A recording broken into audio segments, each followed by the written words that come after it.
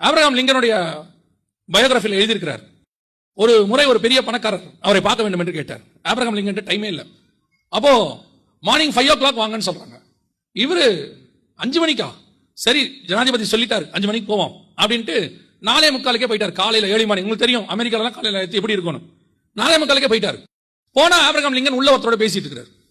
இவருக்கு நமக்கே 5 மணி அப்பாயின்மெண்ட், இந்த ஆள் வேற யாருக்கும் 4:30 மணிக்கு அப்பாயின்மெண்ட் கொடுத்திருக்கிறார். இந்த ஜனாதிபதி தூங்குவாரா மாட்டாரான்னு யோசிச்சுட்டே இருக்கிறார்.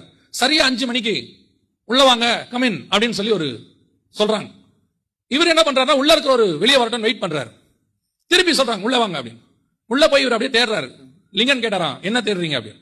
இல்ல உங்களோட ஒருத்தர் பேசிட்டு இருந்தாங்களே அதனால தான் நான் வெளியே வெயிட் பண்ணேன் அப்படின்னு. அப்போ லிங்கன் சொன்னாராம், நான் எந்த மனுஷனை சந்திக்கிறதுக்கு முன்னாடியும் காலையில முதல்ல நான் தேவனை சந்திச்சுட்டு தான் நான் மனுஷனையே சந்திப்பேன். தேவனை சந்திக்காம மனுஷனை சந்திக்க மாட்டேன். இன்னைக்கு உங்களுக்கு 5 மணிக்கு அப்பாயின்மெண்ட் கொடுத்ததுனால என்னுடைய பிரேயர் டைம் மார்னிங் 4 o'clock நான் மாத்திட்டேன். 4 to 5 என் பிரேயர் டைம். தேவன்கிட்ட பேசிட்டு தான் உங்ககிட்ட பேசுவேன். அவ்வளவு பிஸியான ஒரு ஜனாதிபதியே தினமும் 1 மணி நேரம் காலையில கர்த்தருக்கு நேரத்தை ஒதுக்கும் போது ஏன் நீங்களும் நானும் முடியாது? நம்ம நினைச்சா முடியும்.